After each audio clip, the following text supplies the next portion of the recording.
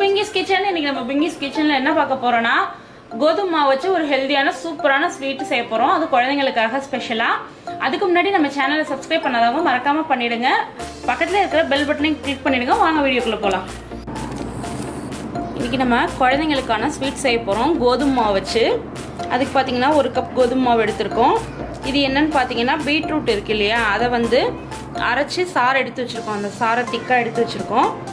பொடிச்ச சர்க்கரை கொஞ்சம், கடலெண்ணெய், வெண்ணெய் ஒரு 2 டீஸ்பூன் துருவி வச்சுருக்கோம், உப்பு, ஏலக்காய் தூள். வாங்க எப்படி செய்யுதுன்னு பார்க்கலாம். இப்போது 1 கப்பு கோதுமை மாவு சேர்த்துக்கலாம். இது ரொம்ப நல்லாயிருக்கும். பீட்ரூட்லாம் சேர்த்து செய்கிறதுனால ரொம்ப ஹெல்த்தியாக இருக்கும் உடம்புக்கு குழந்தைங்களுக்கு. இதில் வந்து சால்ட்டு சேர்த்துப்போம் இதுக்கு தேவையான அளவு. அதுக்கப்புறமா நம்ம பொடிச்சு வச்சுருக்கிற துருவி வச்சுருக்கிற வெண்ணெய். இது கொஞ்சம் நல்லா கிறிஸ்பியாக இருக்கும், மொறுமொறுன்னு. ஏலக்காய் தூள் ஒரு 3/4 டீஸ்பூன் இதில் போட்டிருக்கோம். அடுத்தது இதை ஃபுல்லாக ஃபஸ்ட்டு ட்ரையாக பெசரி விட்டுப்போம். ஏன்னா உப்பெல்லாம் இருக்குது இல்லையா, அதெல்லாம் நல்லா மிக்ஸ் ஆகட்டும். அதுக்கப்புறமா நம்ம அரைச்சி வச்சுருக்கிற பீட்ரூட் சாறு, தண்ணிக்கு பதிலாக பீட்ரூட் சாறு சேர்த்து தான் நம்ம வந்து பெசர போகிறோம். பாருங்கள், பீட்ரூட் சாறு வந்து நம்ம வந்து திக்காக எடுத்து வச்சுருக்கோம். இப்போ இதில் 1 டீஸ்பூன் அளவுக்கு நம்ம பொடிச்ச சர்க்கரை சேர்த்துக்கிறோம். ஏன்னா பீட்ரூட்லேயே கொஞ்சம் உங்களுக்கு வந்து இனிப்பு இருக்கும். இப்போ இது எல்லாத்தையும் ஒன்றா மிக்ஸ் பண்ணிவிட்டு நம்ம அந்த சாறை சேர்த்து நல்லா திக்காக பெசரிக்கலாம், கெட்டியாக பெசரிக்கலாம். கோதுமை மாவு சப்பாத்திக்கு நம்ம பெசருவோம் இல்லையா, அதே மாதிரி எடுத்துக்கலாம்.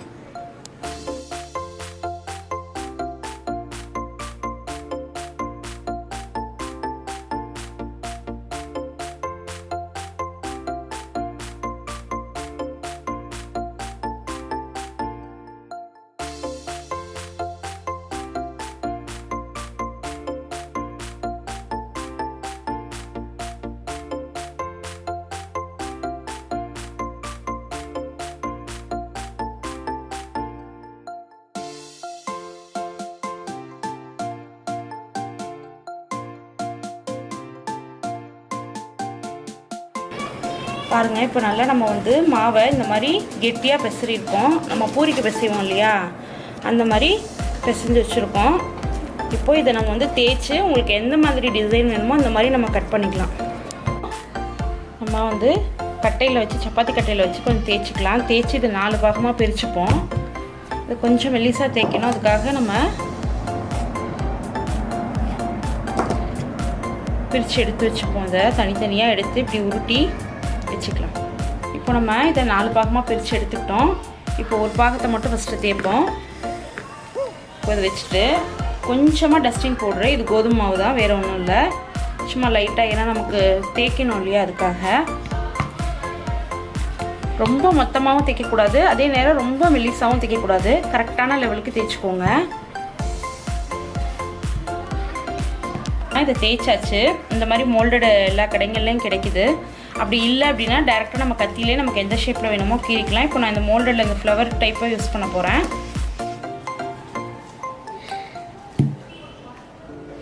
கொஞ்சம் பார்க்குறதுக்கு ரொம்ப அழகாக இருக்கும், குழந்தைங்களுக்கும் பிடிச்ச மாதிரி இருக்கும். அதுக்காக தான் இப்படி யூஸ் பண்ணுறது.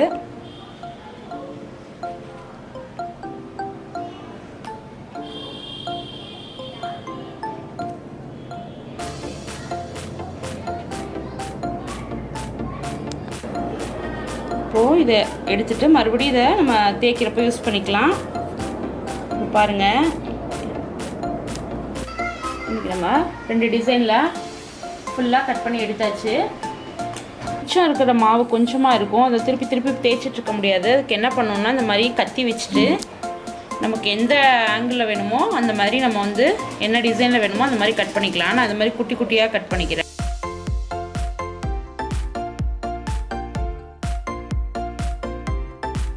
நல்லா காஞ்சிருச்சு. அதில் வந்து நம்ம தேய்ச்சி வச்சுருக்கிற, கட் பண்ணி வச்சுருக்கிற கோதுமை மாவோட அந்த இதை சேர்த்துடலாம். ஃபஸ்ட்டு பார்த்திங்கன்னா பூரி மாதிரி உப்பி வரும். நல்லா கிறிஸ்பியாக ஆக்க விட்டு எடுத்துடணும் நம்ம அதை.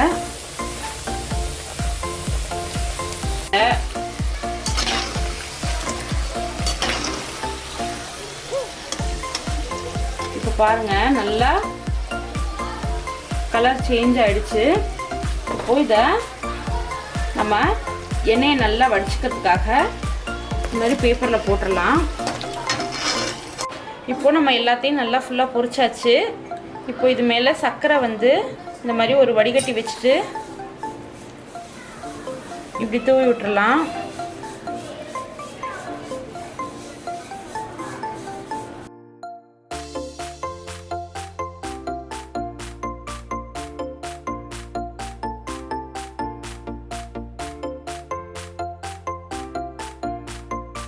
இது வந்து சிம்பிளான ஈஸியான பீட்ரூட்லாம் வச்சு செஞ்ச ஒரு ஸ்வீட்டு. ரொம்ப டேஸ்ட்டாக இருக்கும்.